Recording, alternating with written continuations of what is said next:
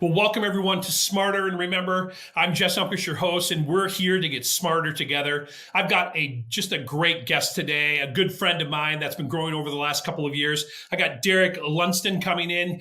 How are you, Derek? I'm awesome, Jess. I'm really glad to be here with you today. Thank you. Yeah, well, it's good to have you here. Derek is the president and chief culture officer of Life Guides. But before I take all of your thunder, tell us a little bit about yourself. Tell us a little bit about your role. Tell us a little bit about your organization, because really kind of who you are and your organization, to me, they feel so symbiotic that it's hard to probably tell where one starts and one finishes.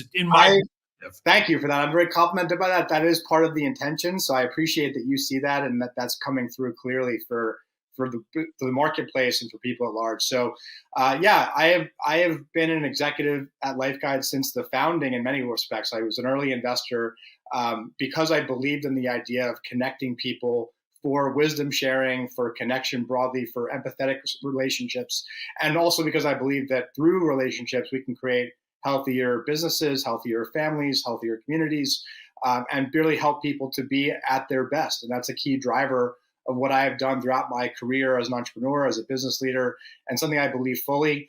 I have personally committed to my own ongoing spiritual, emotional leadership growth in all aspects. And one of those aspects with Jess, I talked about early on, is I'm a husband and a dad of 3 young kids. And so that process alone is a daily reminder of that mortality, and also the fact that this is a daily experience of testing the edges and learning what we're doing. And I carry those lessons on my family side into what I do in the business. Day to day, I have responsibility for helping to lead the culture, obviously, so exemplifying and helping to cultivate our core values, which I'll share a little bit about, the clear values that Life Guides lives by, as well as really just building out the team, building out the vision for the product and the marketplace that we're serving.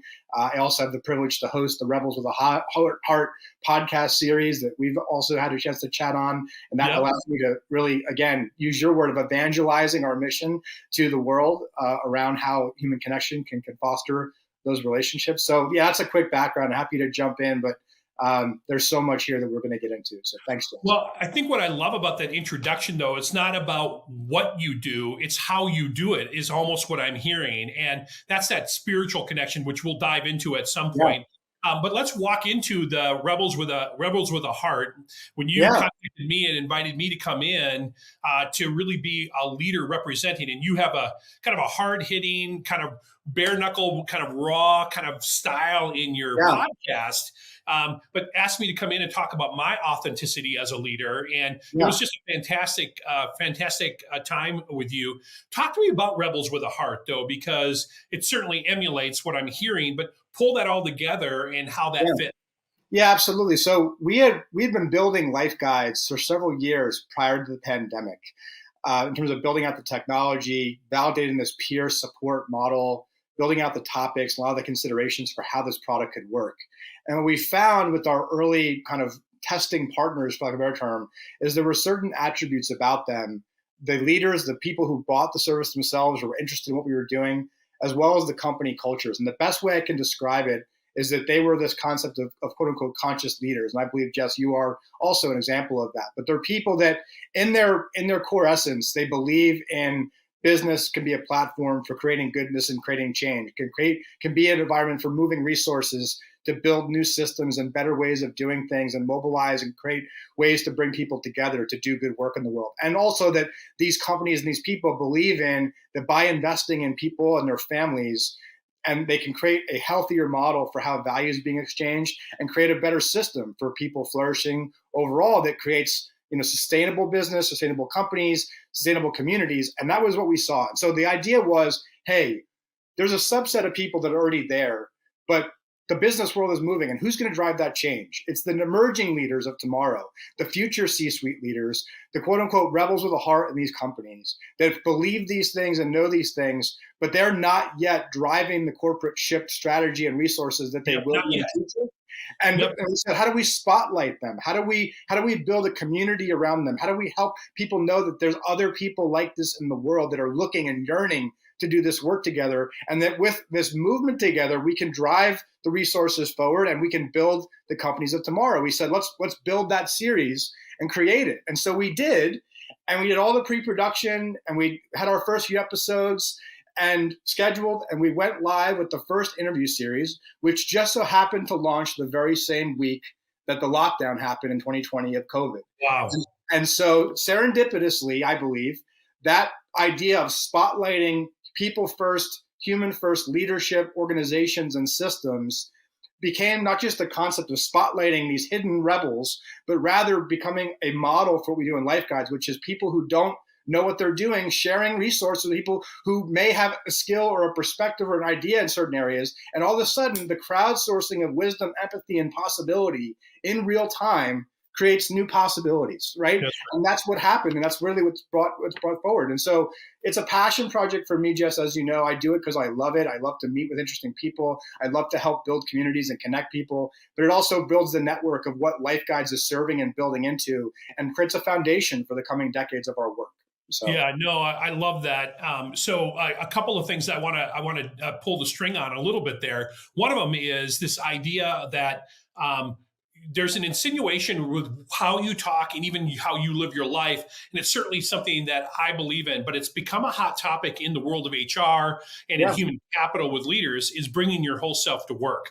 Because we've had this model in the past as a CHRO. I've had this model in the past is, hey, let your personal life be your personal life, your professional life be your professional life, and don't let those two mix. Yes. And if your personal life comes into your professional life, it could impact your ability to perform. So make sure you put on the armor, you put on the mask, you step into the office, you do your battle. And if you have to be exhausted or anxious or depressed or have family crisis or illness, do that on your own time, right? Yeah. There was that kind of mentality, I think a corporate mentality from the past. And again, I'm not judging it one way or the other. It is a way to do something, right? Yeah. The question then becomes, is it the healthiest way of doing something? And what I think happened with the pandemic is that all of those shells kind of got torn away, and people started to actually see everybody's life literally, physically. Yes. By going on Zoom, all of a sudden you were in someone's home. You saw their cat. You understood that they did wear shorts every once in a while. You saw the books they read on the back of their mantle, and all of a sudden now people became more human, and people gave themselves permission and others to be human with them. Yes. So this whole idea of bringing your whole self to work, that's something I know that's prominent in your mindset.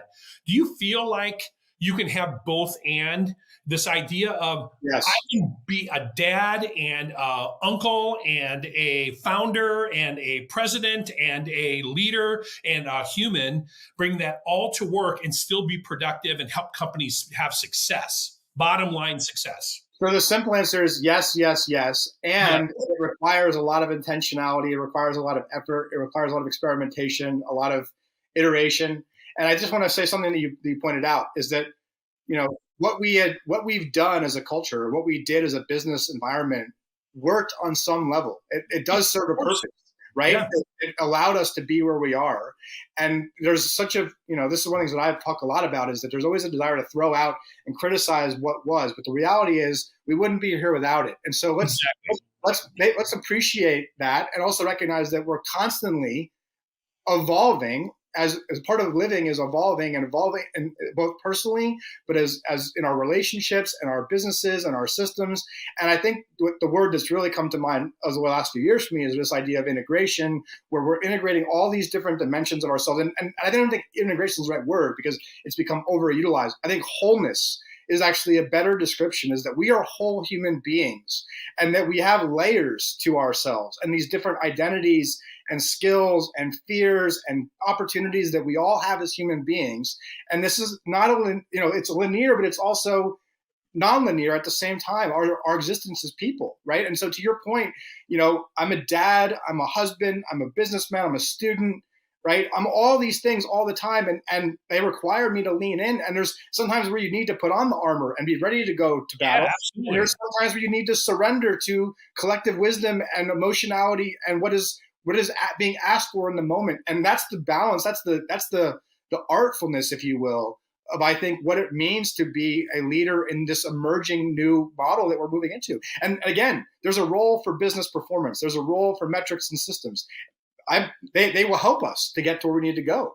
But I believe that there's also a more a more whole future where more people are included and people are performing better and healthier, and we're creating better ways of doing things that we can't even comprehend yet the possibilities of what that might be. Yeah. Right? Yeah. No doubt about it. I love that idea. So I'm going to throw a question at you because I want to go back to the 1 billion that we have in common. Yes. But the question I have for you is, if you could think back to a teacher or a coach that impacted you the most positively, do you have a name that pops into your mind right away? I mean, truly, I can't name a single person, right? I mean, I can name 20 people, right? But I can't say there's a single person that is like the one. I will say, I've said this before, that with Peter Diamandis, the billion number, I will definitely acknowledge came from being a part of that community, and we could talk about it. But I mean, literally, when you said that, I had the present day people that I've worked with as advisors and coaches that are informing me today. I have literal teachers and coaches that I remember as being a child from like 6 years old. I remember my family, my parents, my grandparents, all popped into my mind at the same time, right? So that's fantastic to have that level of and number of positive impacts. Yes. is amazing. You know, when I asked that question, probably one of the chief names that pop into my mind is my grandma Rose. She passed away several years ago at about 97, but I actually had a brother who had a pretty critical bout with cancer when he was young, and I was young as well, a little kid. Yeah. And so my parents couldn't take care of me and him, and so they sent me to live with my grandma. Yeah. And my grandma Rose was a profound woman, like the depth of her wisdom, her care, and her love for everyone around her, including me, really changed me for the rest of my life. And I often think about that in the context of what you're talking about, bringing that whole self to work as far as a leader goes. And I often have challenged leaders, and I challenge myself, is in some other room, in some other podcast, somewhere along the way, if someone asked, who's that person that impacted you positively, does your name come up? Even if it's 50, 100 people that come up in your mind over time, would your name come up? And that's really, in some ways, the way that you need to perform each and every day as a leader, is to be that person that had that positive impact. Because again, it's that great quote of no one remembers what you say, no one remembers what you do. They remember how you made them feel. Yes. And feel is, I think, what has permission to come back into work. And I think that's awesome. And plus, we need to be prepared for a whole new generation coming into work that actually is bringing feeling in, and they're not going to not bring it in. It is in, and it's not going to be shut off or closed down. Yes, I agree with that fully. So one, as you were talking about, first off, I appreciate you sharing always your story about, that's where we connected, about your own family lineage and what's kind of helped you to become who you are. I mean, when you said that about your grandmother, I immediately thought of my grandparents again and the impact that they had on me.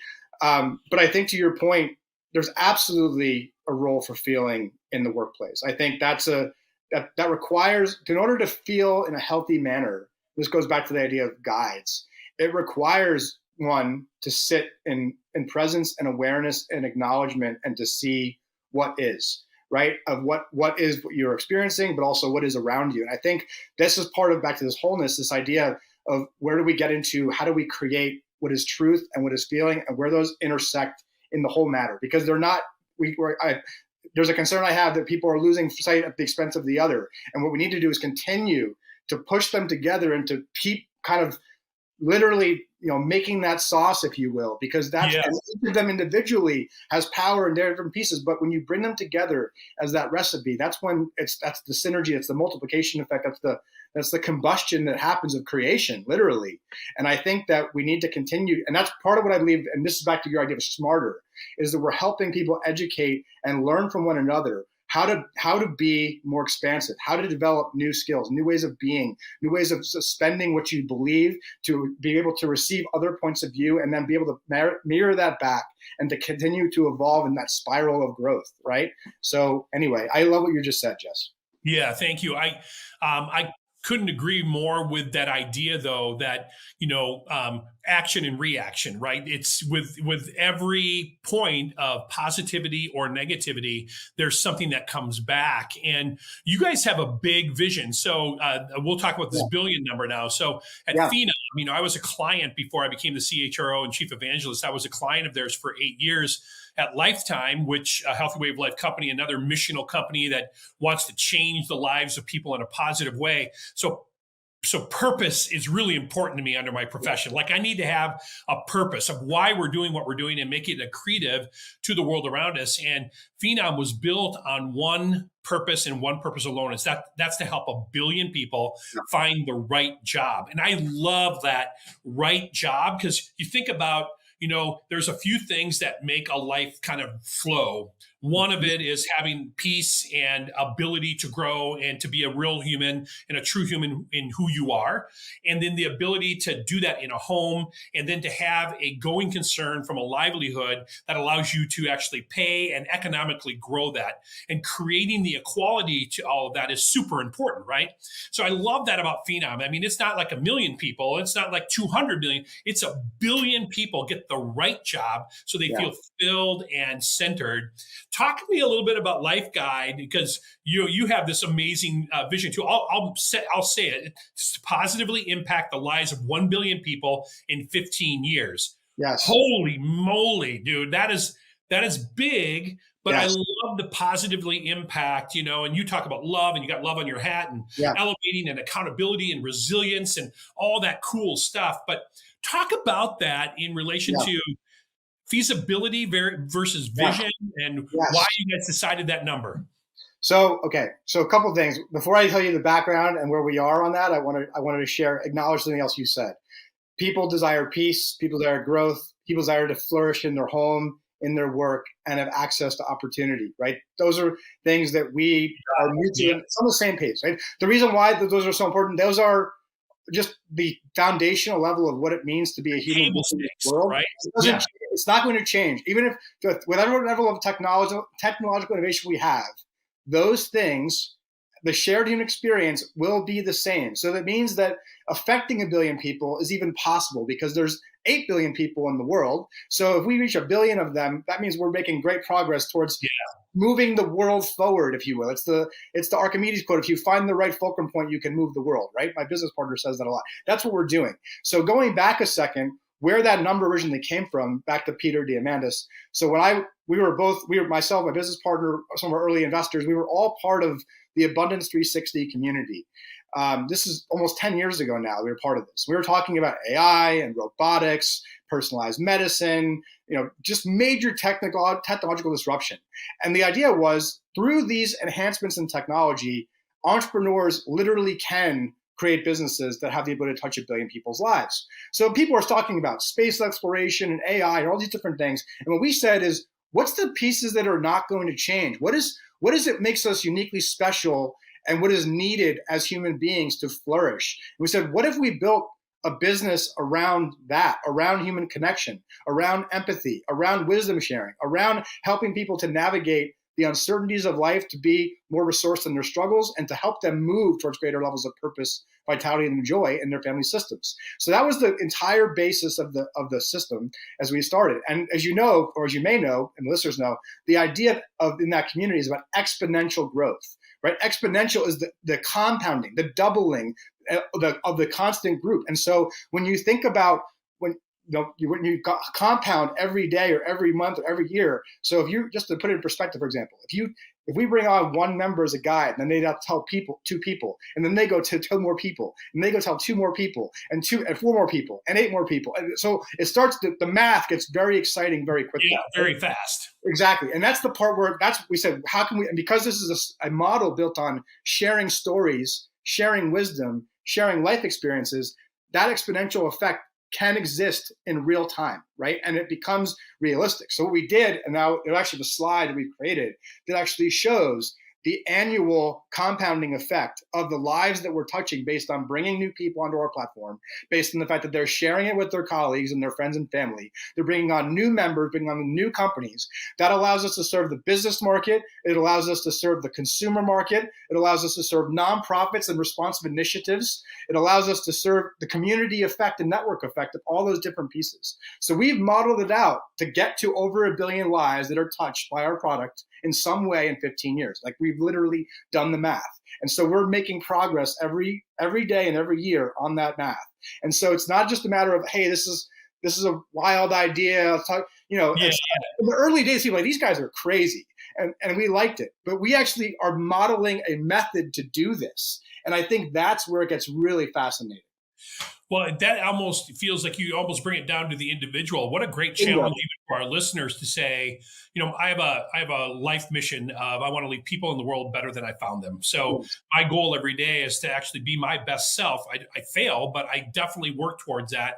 And that helps me in the most minute things, like small, little teeny transactions, as well as the large things and what you choose to do and what kind of dad you decide to be, right? Yeah. So I love the idea of the multiplying effect. And we can do that as individuals too. Again, it's that whole idea of the vibration of who you are in the world matters. And your math, I think, is so fun when you think about the compounding interest. I remember as a kid reading a story about if you take a penny and you double it every day for 30 days, I think you have like $1 million. And it's way more than that. It's over $1 billion. It's like over $1 billion, I think. Yeah. Oh yeah, it's a lot. And I always thought, as a kid, I remember a couple of times I'm like, oh, I'm going to do that. Well, you start doing it, you get to about day 15 and it's almost impossible to find enough pennies at that point. Yeah, right? You can't even fit on the calculator. It doesn't fit on the calculator if you try to do it. Exactly. So that is a powerful image to understand too.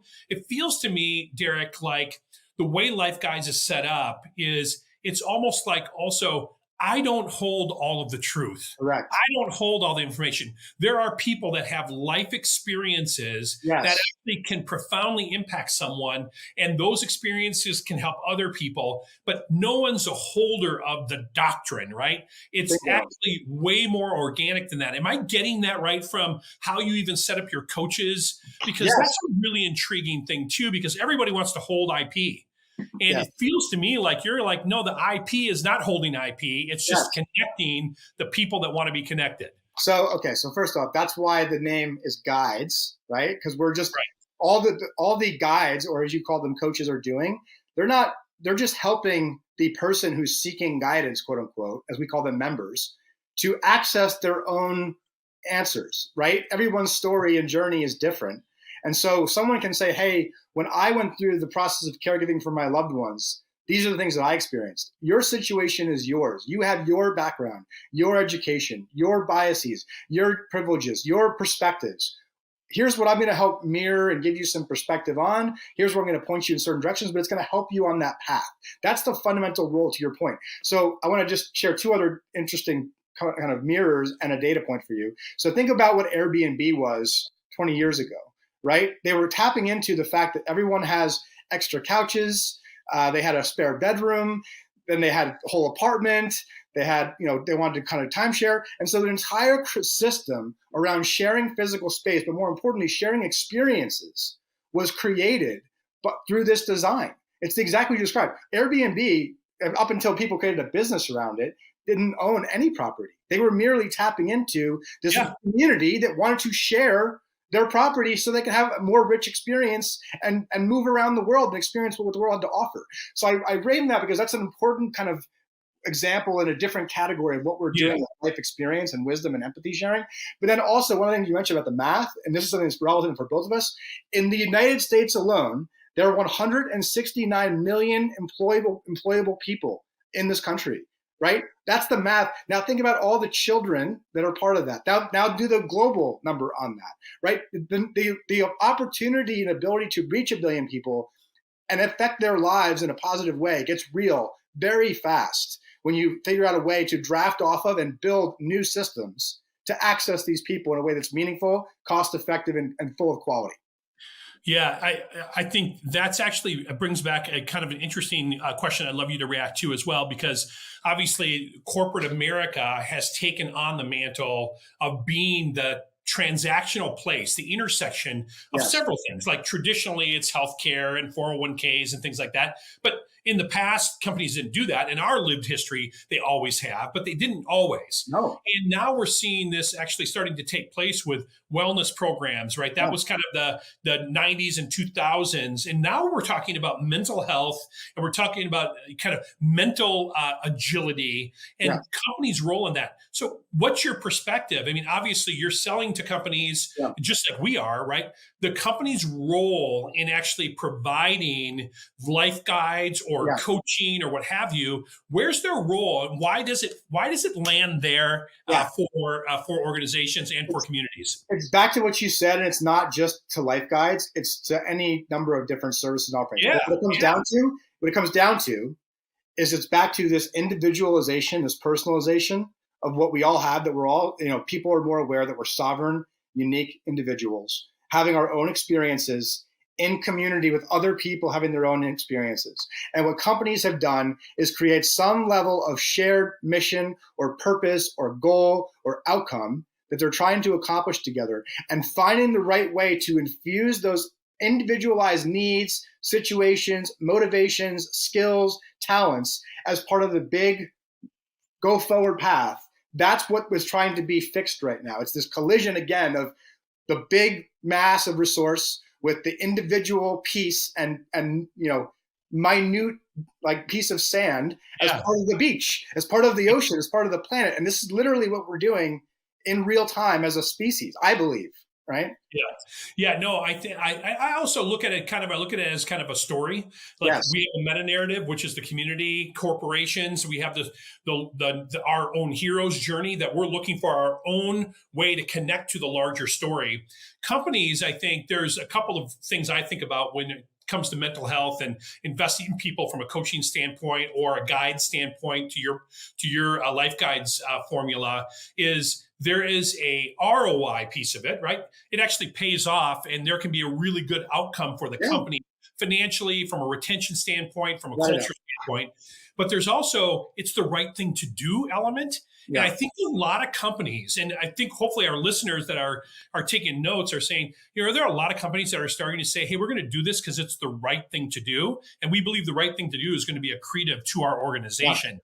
I think that's part of the transition and kind of connecting the grains of sand to the larger kind of universe. That's part of it to me, is companies starting to go, oh, our moral compass is asking us to do this because it's the right thing to do. So I'm glad you said that, because I think it's important to give this voice too, right? So yes, everything you just said, wholeheartedly, fully agree with. And we are about to go through, I believe, a period of resistance. We're seeing it already. There's resistance to, look at the media right now, what's happening around the idea of diversity, equity, inclusion, right, as a concept. Look at the idea of what's happening around conscious capitalism. Look at the idea of what's the narrative that's shifting related to remote work and the morality of these different systems. There's a whole new conversation that's taking place. And we're seeing, again, individualized perspectives, groups of people. There will be a natural state of disagreement, tension, friction that's happening right now. And that's actually part of the process. So it actually requires, back to the heart, the will and the courage of people to lean in and to create truth and create opportunities for people to show up as their whole selves, to share their voice fully, but also to do it from a place of love, from a place of heart, from a place of forgiveness, from a place of desire to understand. Because that, I believe, is what's going to allow us to move through this. Because it's going to get hard. When you think about exercise, it's you are strained, you are challenged to grow. It gets painful, it's tiring. We're the last couple of years were the getting one of that process. Like COVID was the awakening. Now the work starts, right? We need to get our our stamina, our endurance ready. This is a marathon, not a sprint. Yep. Yeah, no, I think that's right. I think we are in, we were unfrozen through the from our normal state through the pandemic. We're now in a liminal kind of middle state of change, and we are moving to a new normal. But I think that new normal is going to be a little more flexible, and a little more fluid than our past. And so as we kind of wind up on time, boy, did this go fast. I think there's a lot of leadership principles and a lot of insight that has been offered today.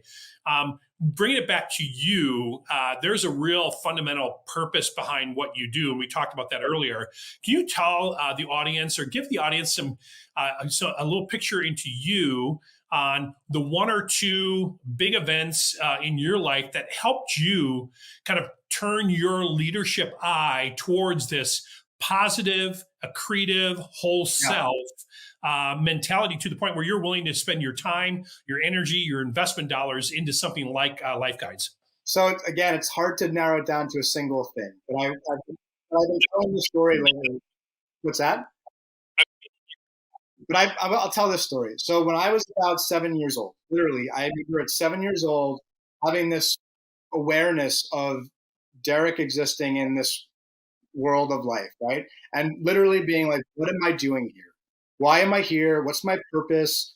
Like it was a very visceral experience. I remember vividly this moment of just like, what is it I'm supposed to do here? And I always joke that I was seeking from that time the purpose and meaning of what life is is for me. And I went on a spiritual and philosophical journey through a lot of my, early life, right? But as I developed different experiences and I moved into the business world, from the time I entered the business world, I just knew intuitively that there was a different way, and that and about the idea that you can create it, and we as people create the future. I just felt that. And so I then, to your question, dedicated myself as a student and continue to learn how to operate in the present of what the systems are, to learn about how we got to where we were, what can we bring forward, what are the possibilities, and to expose myself to all different points of view, beliefs, people, things that challenged me, tested me, things that I didn't like, things that I was afraid of. And I continued to throw myself into that day after day after day, because I believe that's part of my personal experience, but I believe that's also part of what we're all doing. We're all just figuring it out, and we're all supported in many aspects by our what's come before us and what is to come. And I don't know how else to say it, but that for me is the best way to describe why I do what I do. And I feel like I'm just in the early stages of this walk. So I love that. So I think one of the things I hear out of that, though, is we have to trust our own self-realization and the self-realization of the people around us. Yes. I sometimes think we can demean what we rise one day out of a dream and go, I understood something differently. So I love the idea that you can go back to being 7 and there was a self-realization. It wasn't necessarily a teaching moment from anyone else or something you read, but it was just you being aware of your connectivity to the world. That is a powerful reminder to all of us, no matter what. Listen to the small voice, trust yourself, and move in truth. Right. And that's kind of the power of that. If I can kind of think about it as I heard you talk about it. Yeah. And then to your comment, I mean, it's clear to me that I need to start doing an effort to intentionally break down all these little moments and experiences and work that I've done, because I feel like if I take some time to really do that analysis, I'll find some even more big gems that'll be mined from that. So well, I think it's what's cool though is that I think what you've built with the team at Life Guides, there's so much good principle there, I think as we kind of taper down the time today to make sure we let you get on with your day as well, is I thought about a meditation that I got today.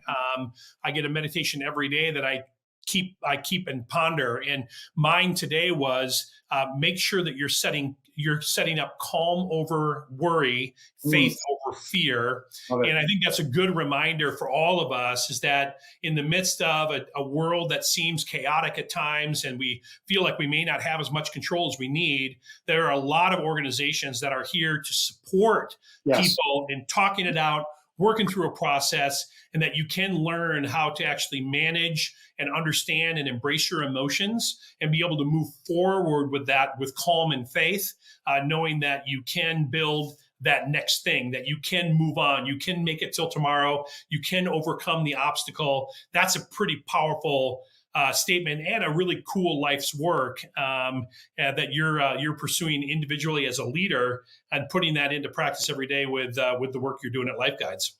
So thanks, Jess. I really appreciate you saying that. And I appreciate that you're doing the work as well, and that we're on this journey of leadership and mastery together as friends and colleagues. So thank you for the opportunity. Well, here's an encouragement. Thank you, Derek. Here's my encouragement is let's go out today and create goodness and change.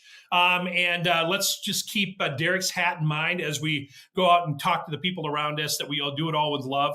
Derek, thank you very much again for your time and your energy and your passion around what you do.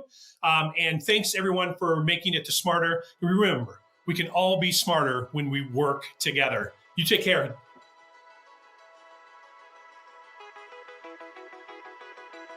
So thanks for joining me and Derek on Smarter. I was really looking forward to this Smarter podcast. I think partly because as HR leaders, I think if we learned anything from this podcast today is that emotional value and business value don't have to be separate. We don't have to sacrifice one for the other.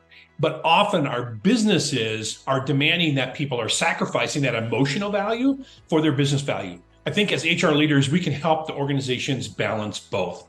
In fact, a recent study just showed that 9 out of 10 employees rate their mental health as really good when they have balanced workloads and they have a supportive manager. And we always know that leader always factors into people's overall satisfaction in their organization. So keep that in mind when we're trying to balance those two values that Derek talked about. And 50% employees right now are saying that their mental health is better. And I think it's because so many organizations are focused on offering mental health performance coaching or some other opportunity for people to address that every single day. And just normalizing and destigmatizing talking about mental health is really important.